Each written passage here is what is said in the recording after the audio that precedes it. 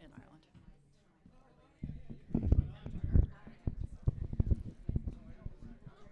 Hi, everybody. Hi to everybody here and those of you streaming on YouTube. All of our readings are archived on the Paula Cooper Gallery Studio website. And welcome to the paperback launch of The Dream Colony, A Life in Art by Walter Hopps, edited by Deborah Treisman from interviews with Anne Doran, and they'll be moderated by David Salle. I did that on purpose. Sorry. Walter Hopps was an innovative, iconoclastic curator of contemporary art. He founded his first gallery at the age of 21. At 24, he opened the Ferris Gallery with the then unknown artist Edward Kienholz.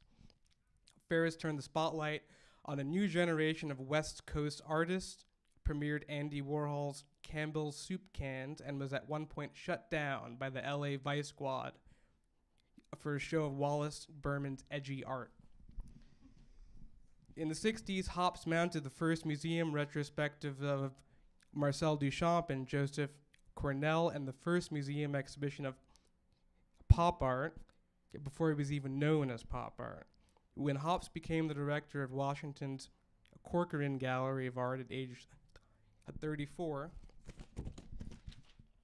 the New York Times hailed him as the most gifted museum man on the West Coast and in the field of contemporary art, possibly in the nation.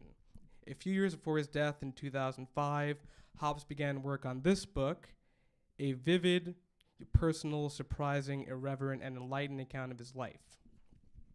Deborah Treisman has been the fiction editor of The New Yorker since 2003 and is the host of the award-winning New Yorker fiction podcast.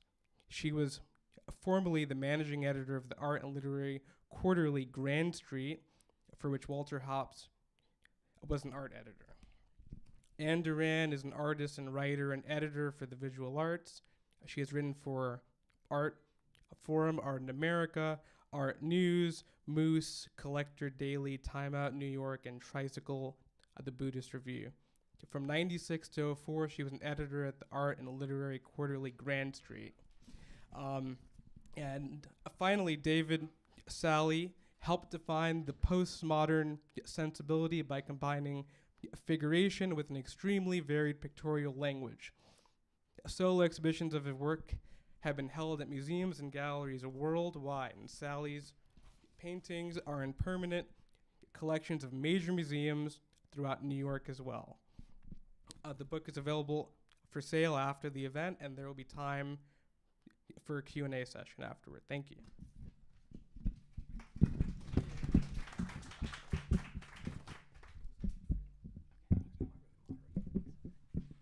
Thanks for the introduction. Can you hear? Not really. Not really. Okay.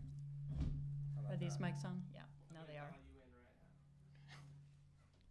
So, how many people have read the book?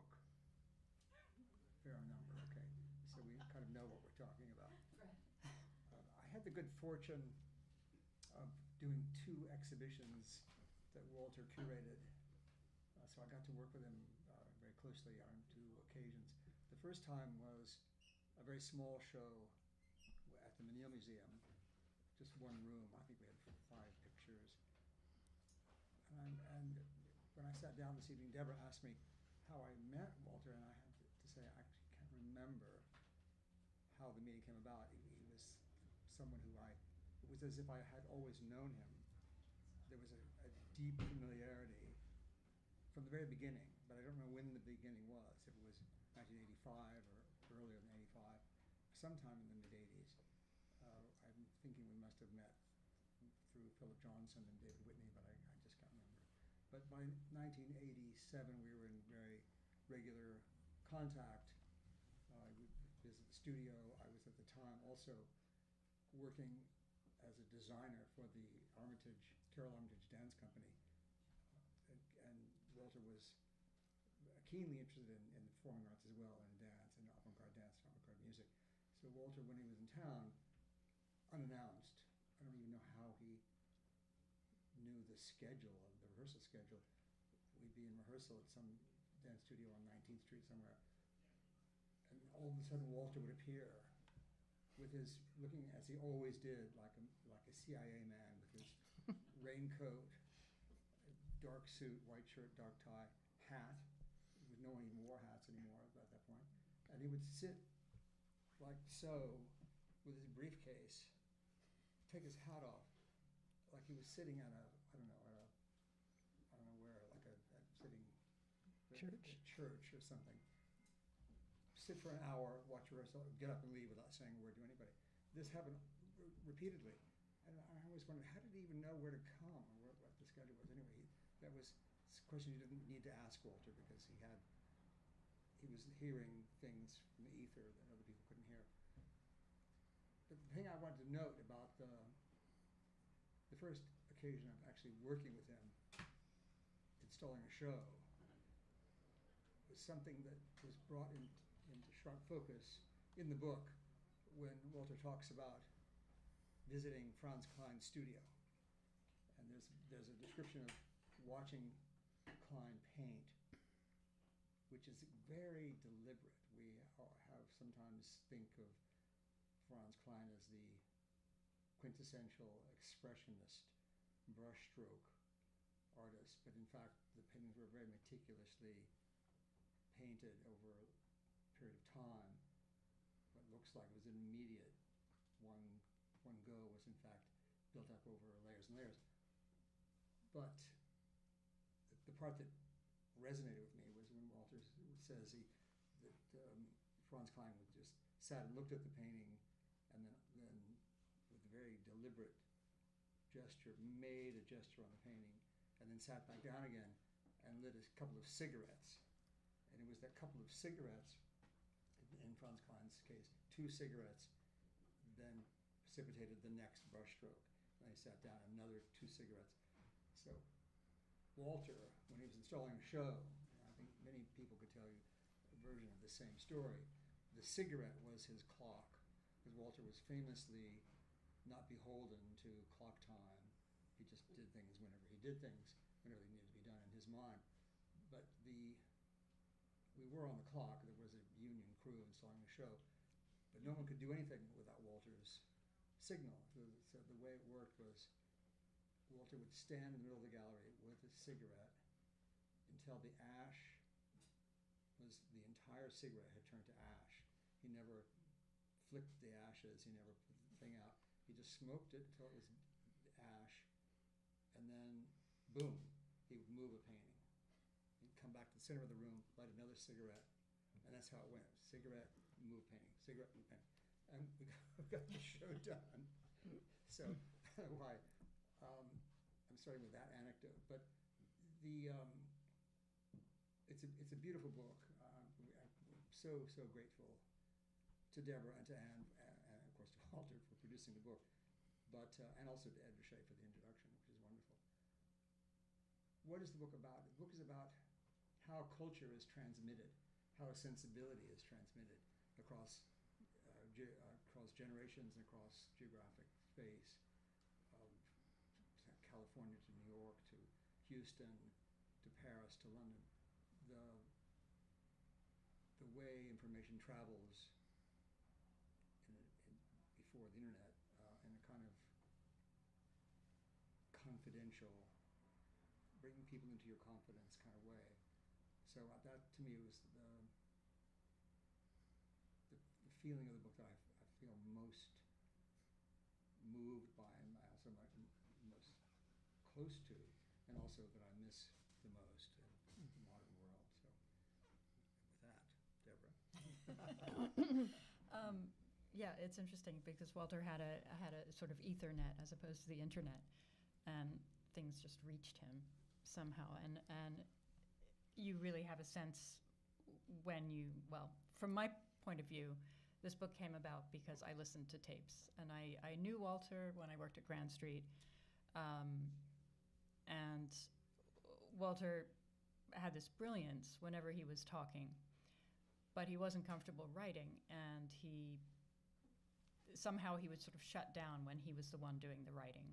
He would feel pressure to speak in academic art terms and so on, which weren't his language for talking about art. So he had to write, produce notes on artists that were published in Grand Street at the time, and we developed a habit of having him talk on the phone or on tape, and then I would somehow turn this into a written piece, but without, structurally organizing it, creating sentences where there weren't sentences, but without adding content or really drastically changing any words. They were his words. And when it came, we hit a certain point. I had left Grand Street already. I'd moved to the New Yorker, and it was just a sense that Walter had so many stories, and nobody wanted these to die with him. He would tell them again and again. He always had another one, in my experience, to tell. And there was a sense that it just would be a huge loss in terms of art history as well as personal history not to get these down in some kind of readable form. So Anne and I developed a plan with Walter, and Anne had known Walter for decades at that point, where she would sit with him in Houston and poke a finger in a spot that triggered memory, basically, and ask him about different times in his life, and he would then talk for hours. So I ended up with about 100 hours of tapes. Do you want to jump in and say something? No, it's just it was a lot of material. Deborah did an amazing job. I ended up with organizing it. About 100 hours, and I literally transcribed every one.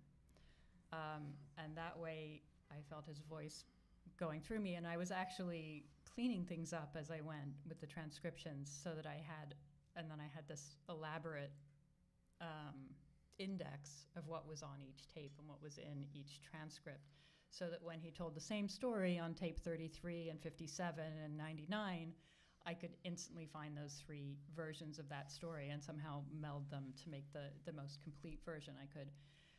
But I really felt his voice going through me with this book, and so I feel that people who knew Walter recognize him in this book and don't feel they're hearing from someone else.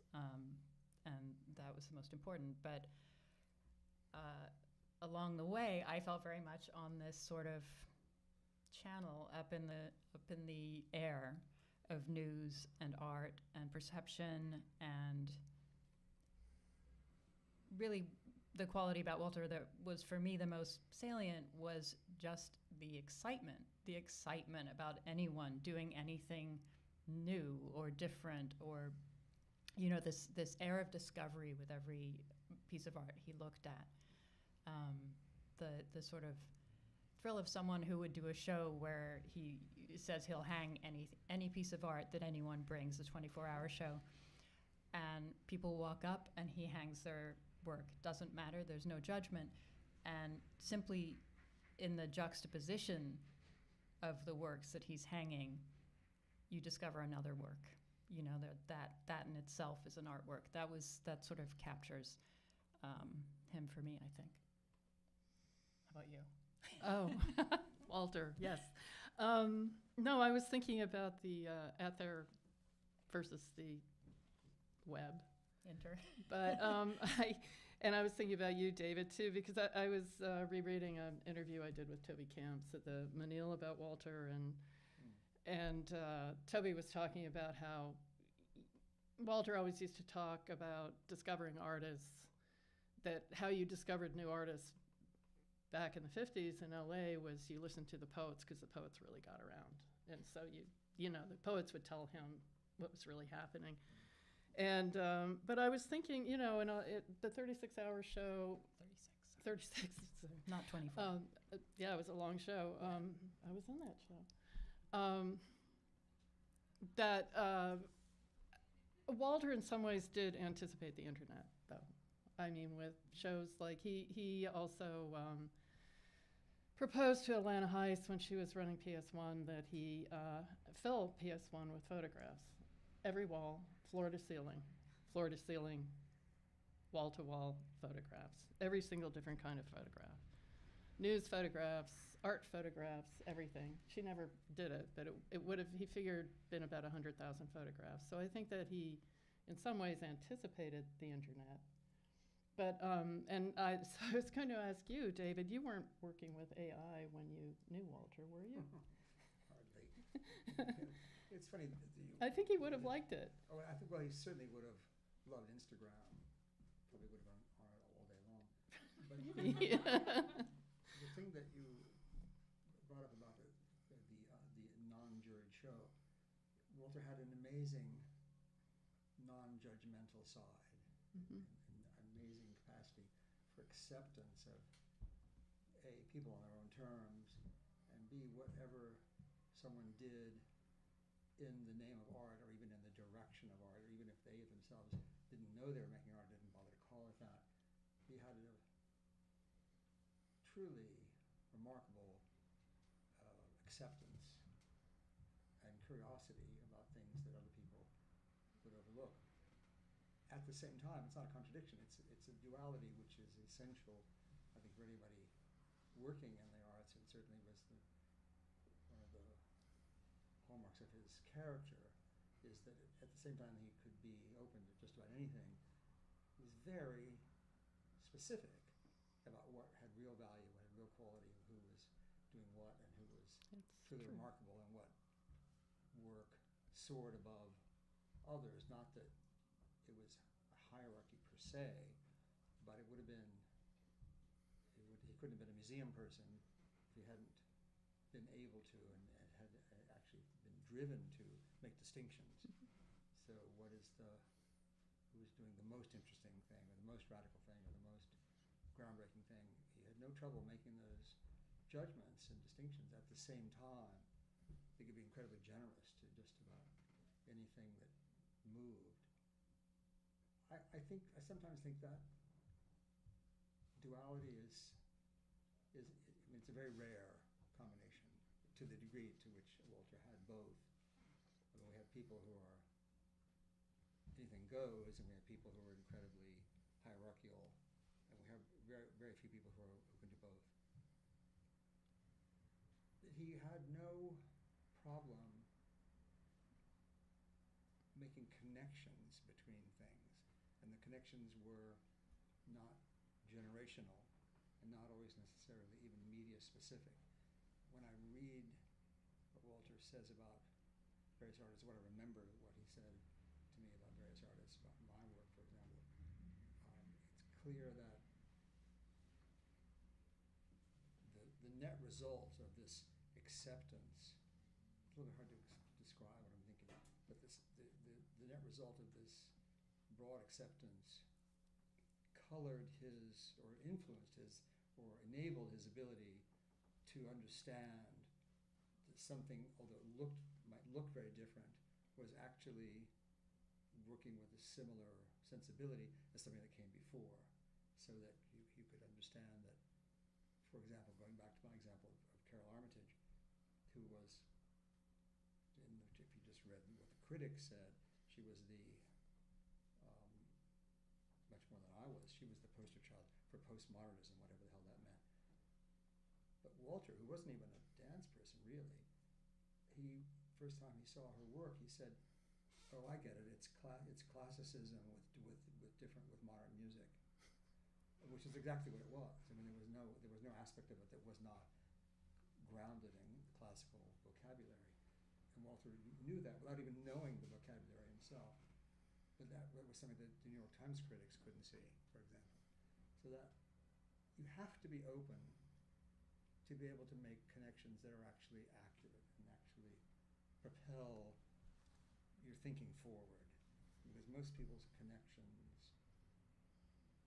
idea of connections is, all you people here on the left side of the room, or all you people who are under a certain age, or the 40 people under 40, or whatever nonsense.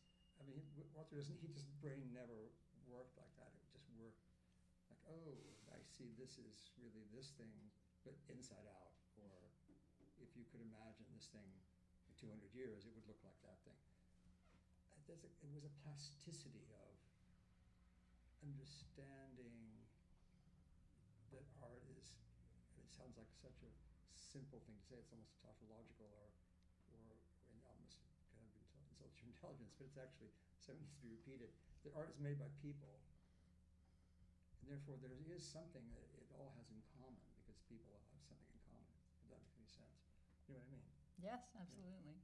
I mean, the fact that he liked to hang children's art tells you something about, Yeah, what he was looking for in a piece, which was maybe just investment, personal investment somehow. Personal investment, authenticity. Yeah. It was not theoretical. It was not theory based. It No. was visual. Whatever it was visual. That was, I mean, as elementary as that sounds, the culture has so much deviated from that. We need to be reminded of it. Yeah, I would say that Walter's exhibitions were rarely based in any kind of academic theory. They were, well, it was a little more than, he taught me so much about art. I mean, looking at art with Walter, or looking at Walter's shows, taught me everything I needed to know about art, I think. Other people might argue that it wasn't, but yeah, I learned so much from looking at his shows or going through shows with him and hearing about those connections.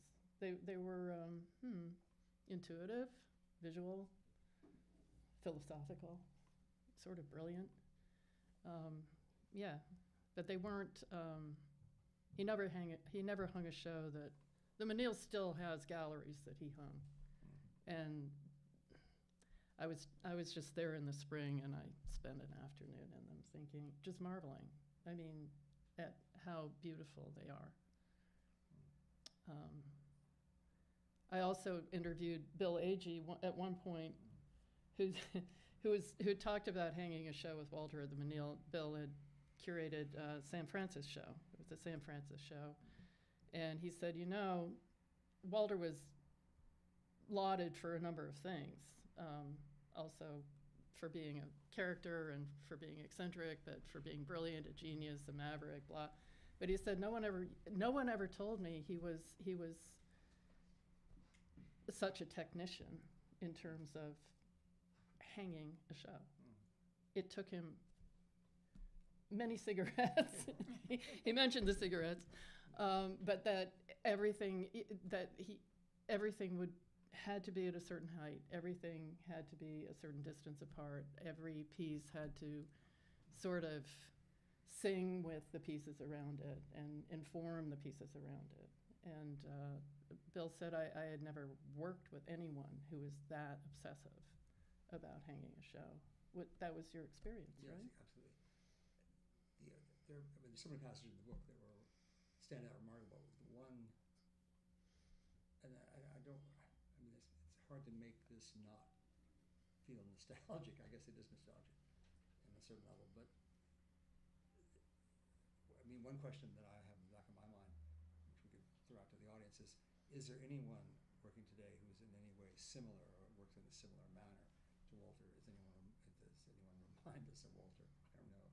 But if you read the book, the sections about Rauschenberg, and obviously Bob and Walter were very, very close.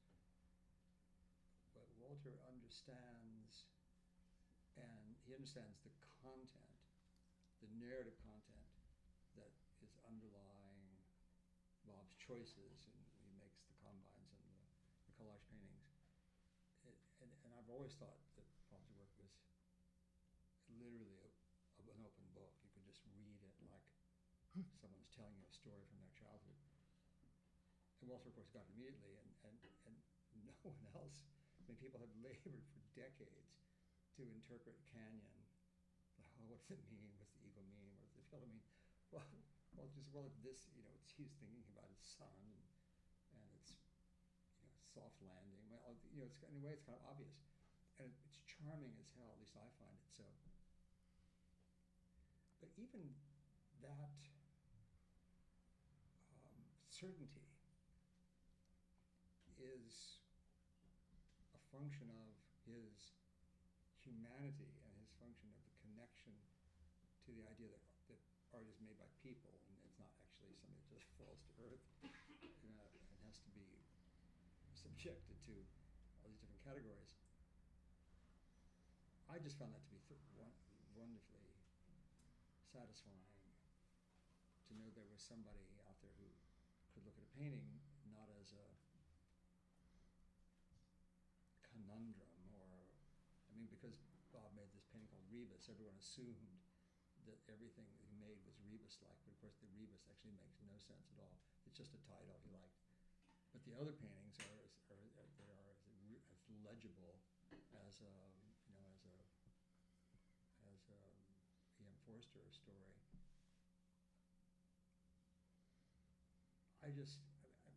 All I'm really saying is I just wish we had people like that now. I don't know who that person is.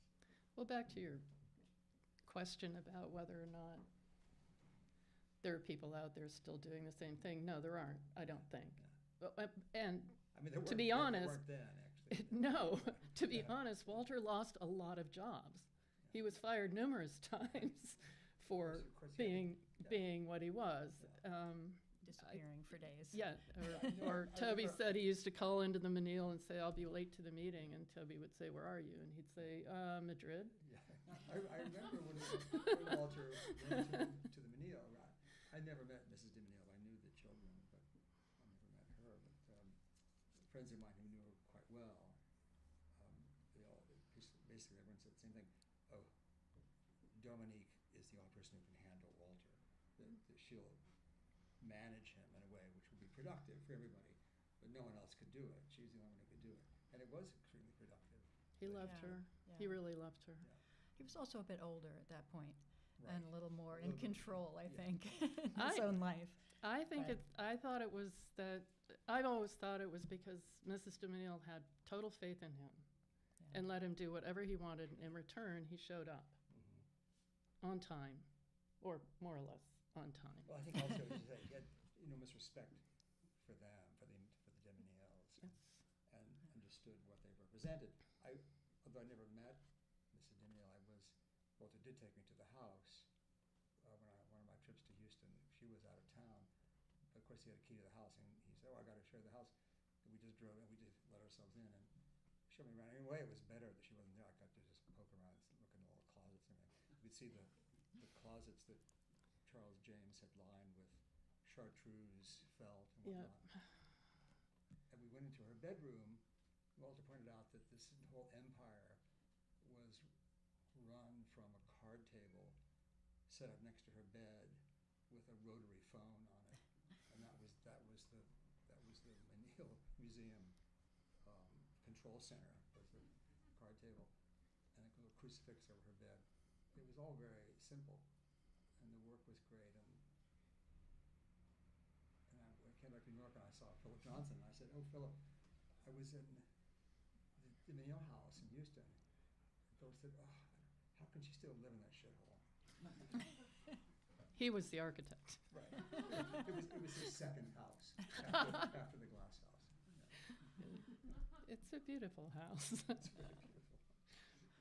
I guess one thing that feels salient to me about Walter is that this book is full of his enthusiasms. It's full of the work that he loved that triggered him. I don't think, it's been a little while since we put it out, but I don't think there's a negative word about any artist. This used to drive his friends a little bit crazy. I mean, but I feel as though now you think, okay, well, if you're a kind of arbiter in any art form, you have the things you admire, and then you have judgment, which tells you that these things are bad. He didn't bother with that part, I don't think.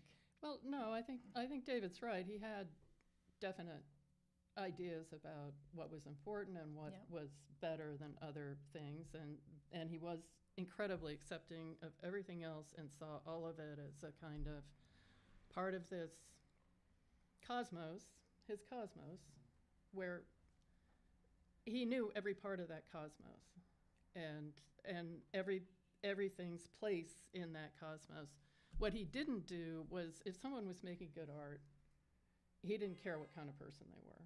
I mean, this did used to drive his wife and his friends a little bit crazy. I won't name names, but you would say, Walter, that person is just an awful person. And he'd be like, but they are such a good artist. And they would be, you know. Yeah. And he used to constantly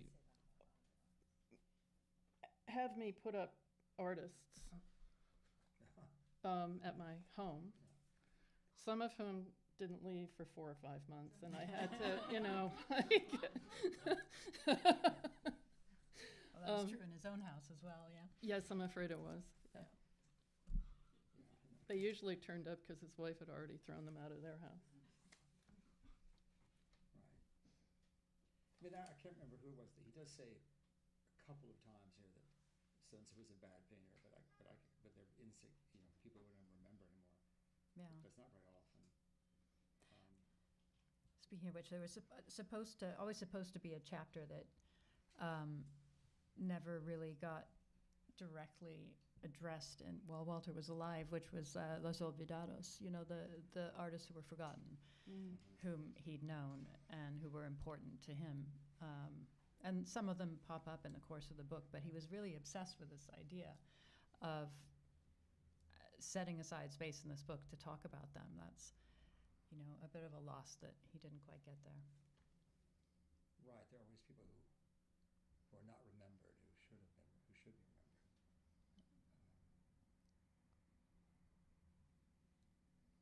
There was this also the interweaving in his conception of art, interweaving art and music. I was for a while on his call list. I mean, not that he had a list, but he would just call whoever was on his mind. So sometimes I get a call from Walter at 2 in the afternoon or 2 in the morning, and he would just start talking. Oh, Walter, hi. What's on your mind? At least an hour of Civil War history. I don't know why that would. So then, usually something about baseball, and then the real subject was jazz. So like, have you heard this record, this Coltrane record? Well, I think I heard it. I don't remember. And he would go into great detail. He thought about music a lot, and it worked on him in a visceral way. His connection to it was so deep. I thought the musicality as an idea was part of his worldview and part of his curatorial brilliance. That things had a rhythm, things had a sequence. He understood the nature of intervals and the nature of ratios. And the other thing I had forgotten, I think I must have known about it, forgotten that Walter had a science background before he became involved in art. And there's one point when he's talking about, I can't remember what he's talking about, maybe talking about Frank Stella. Yes, he's talking about Stella's early black paintings. And he said they're matter, but they're also spirit. He doesn't use the word spirit. They're matter and they're also idea, which is nothing if not a statement of the precepts of alchemy. And he was steeped in the idea of matter is a real thing, and art is matter. Art uses matter. It's made from matter. It has matter, and it also has idea. And they're different but interconnected. Again, these things sound so simple when you put them to words. They're conceptually they're not simple and they're not common, and they need to be, I think, brought more out in the open. But I hadn't really quite clocked the degree to which Walter's early training in chemistry and physics and mathematics informed his pragmatism, which kind of visual, tactile pragmatism, which maybe all curators should become chemists first. Maybe this is a clue to what's missing in the grad schools. Mm-hmm. Don't read Derrida. Just take organic chemistry and maybe more useful. You and Walter talked a lot about books, didn't you? A lot about books. We're in a bookstore. What did he recommend? What did he recommend? Well, we talk mostly about poets. Really? And my education in poetry is very limited, so he always led. But we were interested in some of the same poets. I was interested in New York School poets, primarily, as was he. So we just talked about who we liked and which poems we liked. We also talked about novels also, although I don't remember talking about those so much. We talked about movies. He was a film buff at a point in my life when I was kind of actively studying movies. He understood how things were put together. So what is it? A movie is nothing if not an assemblage of It's an stuff. artwork. And I think it's Walter could understand what Bob was doing in the Combine paintings and the assemblage paintings. Again, because of this idea of the physicality of matter. Even though movies aren't physical, movies are just light. He understood that movies are an assembly of these different components. It was a pragmatic approach to life, to the world, to what people made, what people did. I don't know why that seems so elusive today, but it does. Well, maybe we should take some audience questions at this point, if there are some.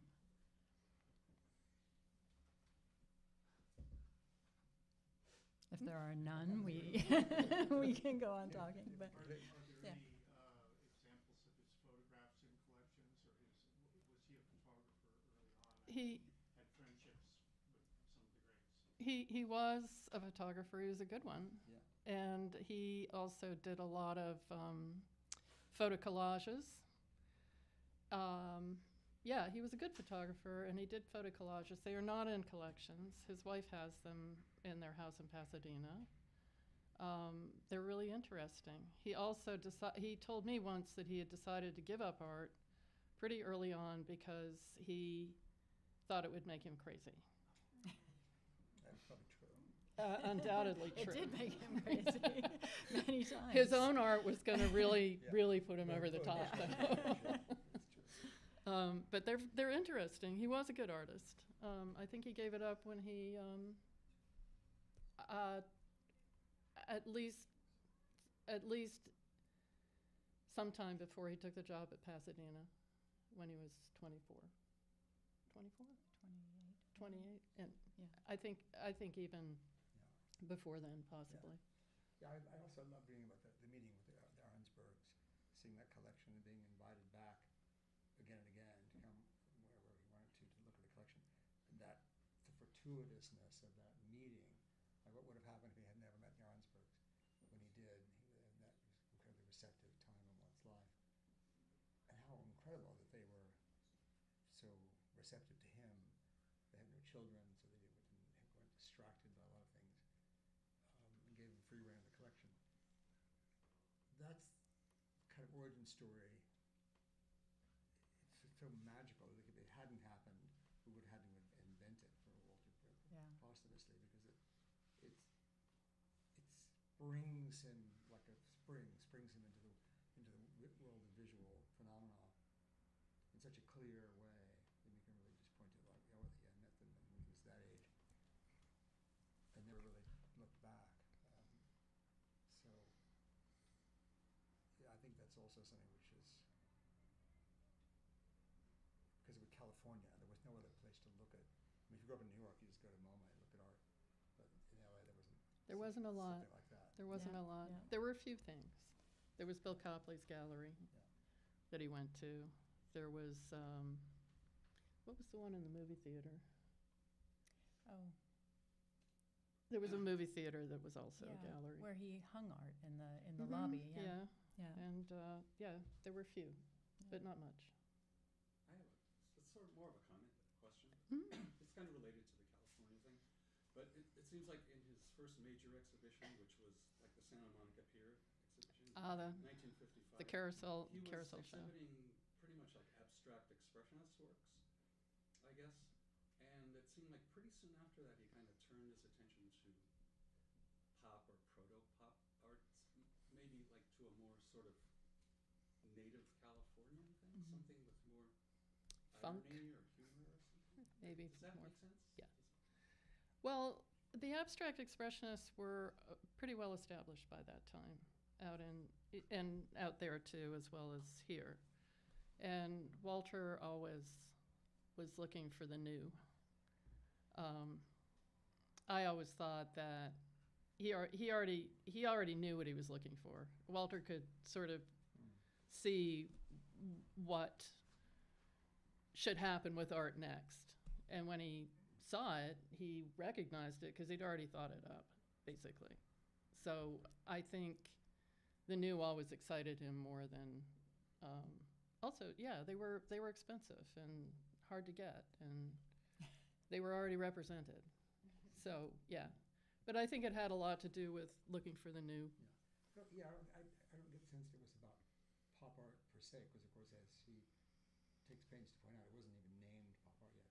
But the trajectory was something like this, that the art world had been immersed in abstraction, the language of abstraction, for several decades, a couple of decades anyway. And everyone knew that work was beginning to show signs of fatigue.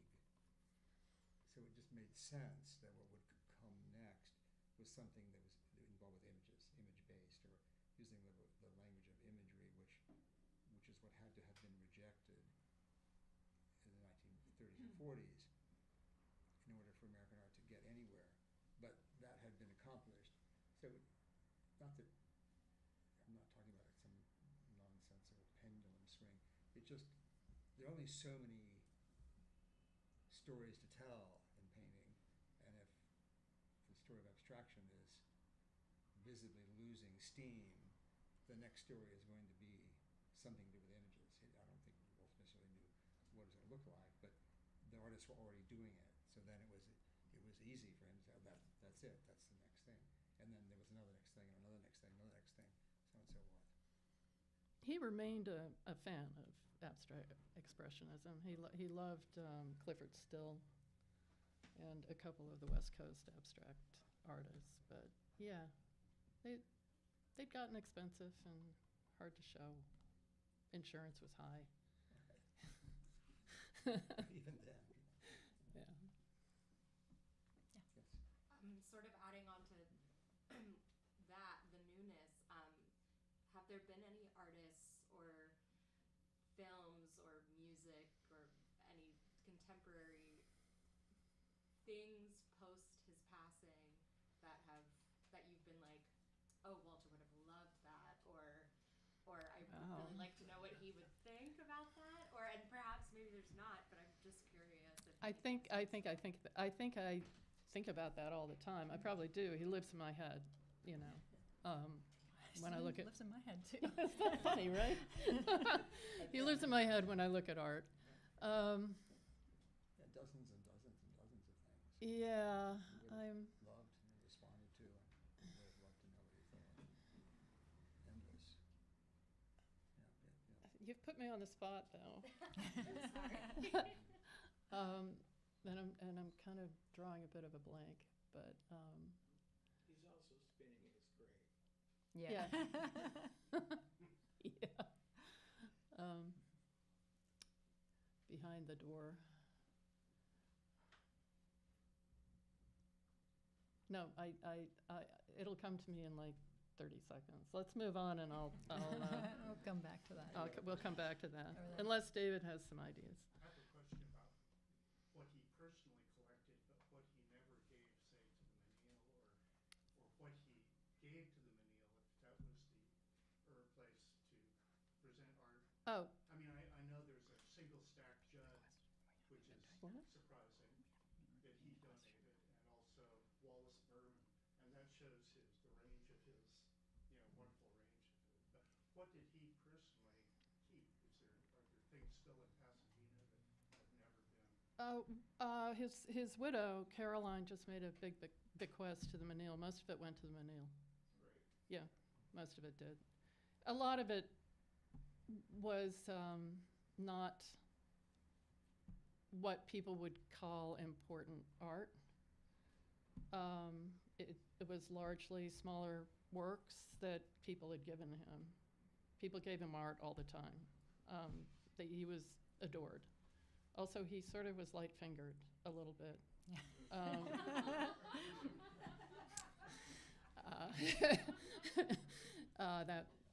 That happened. And then Walter was constantly in financial trouble, so that some of the more major works that he actually invested in went to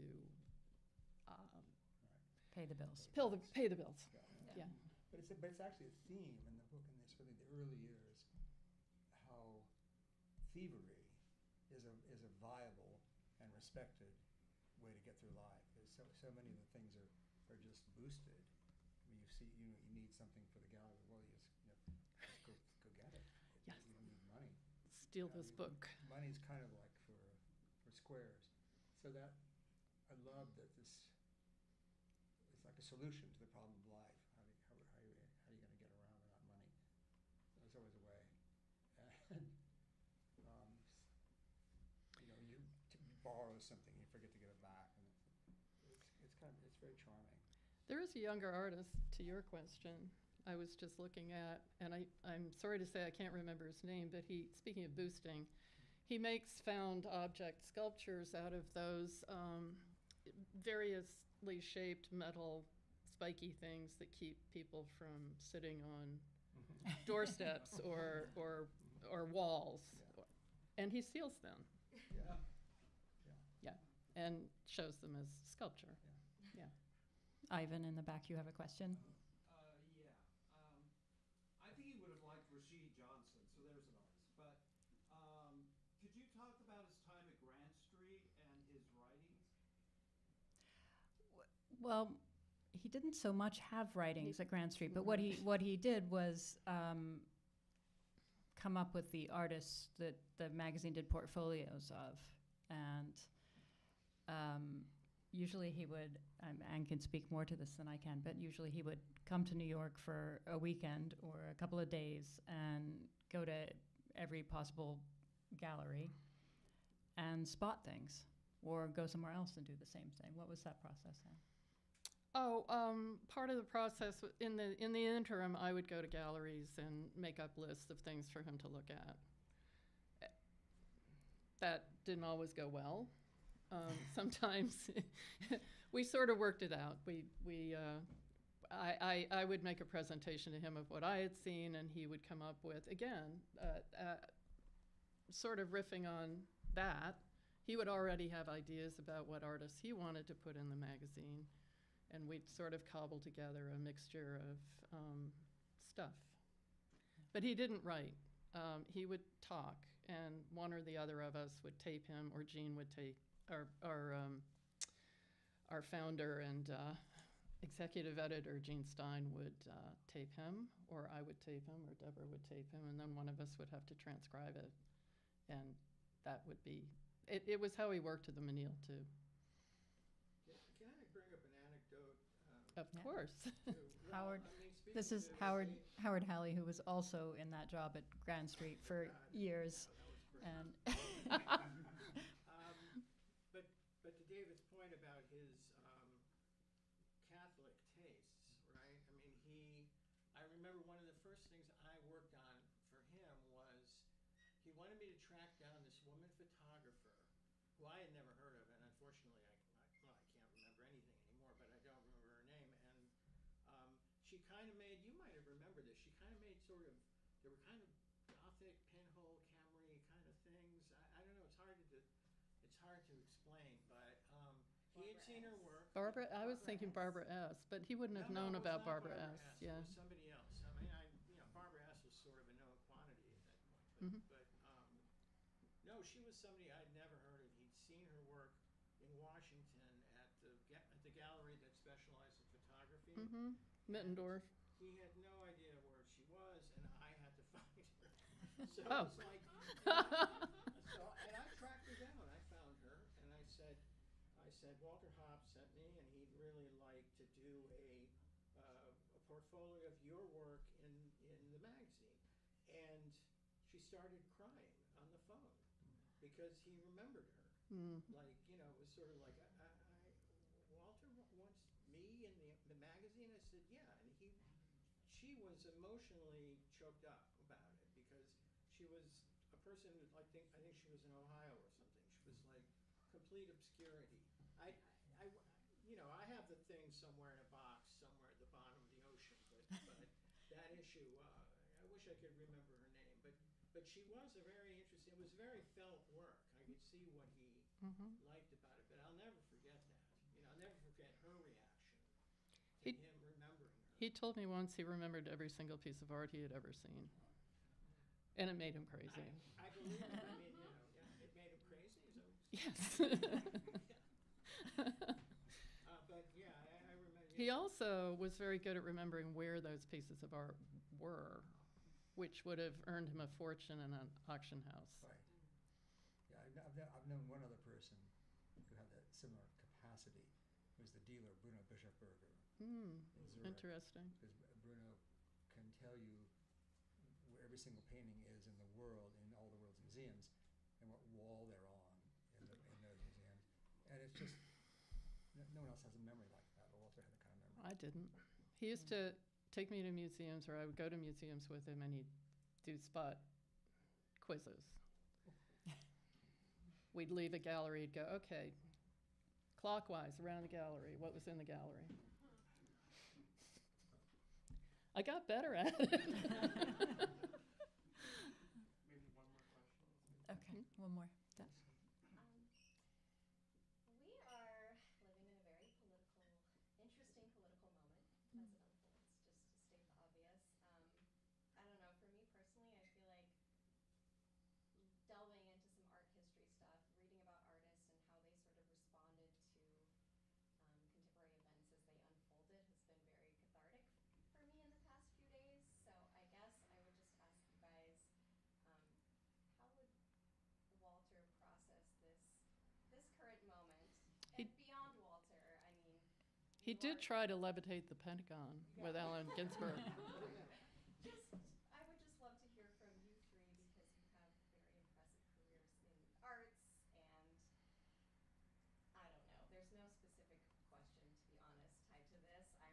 I'm here because I've been gravitating toward the arts and art history, and just it's been a balm for me in the past few days. So I would love to hear you guys speak to that and how you're sort of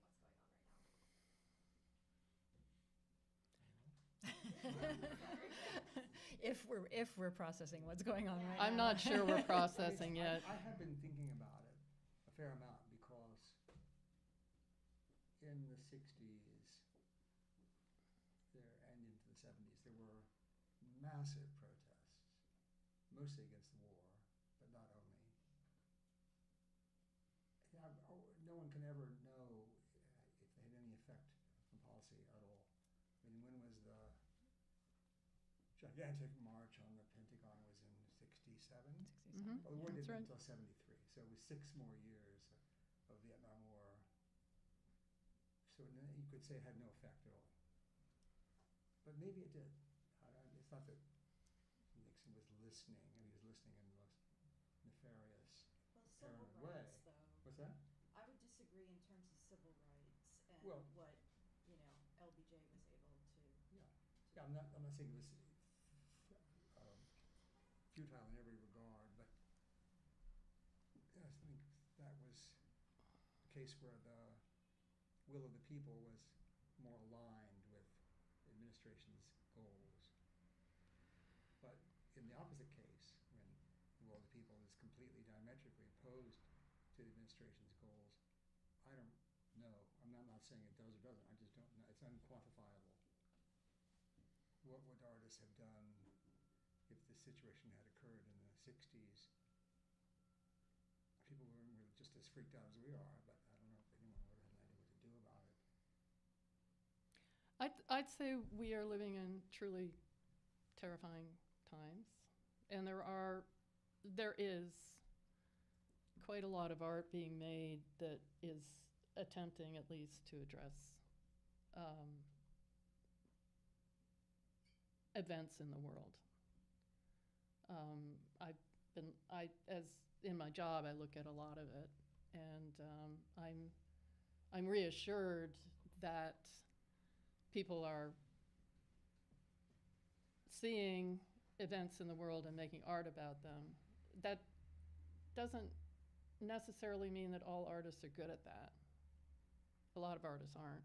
But there is some really good art being made, and I think Walter he was pretty political, especially in his years in Washington. He got interested in politics just like he got interested in music or physics, or wherever he was, he got interested in stuff. He would have wanted to see more, I think. I do. He never forgave FDR for dumping Wallace for Truman. He talked about it to me. I mean, I'm like, you got to be kidding me, Henry Wallace. I mean, it still bugged him. Yeah. As well it should have. Well, yeah, But moving on. But it's a wonderful question. I don't have an answer. I wish there were one.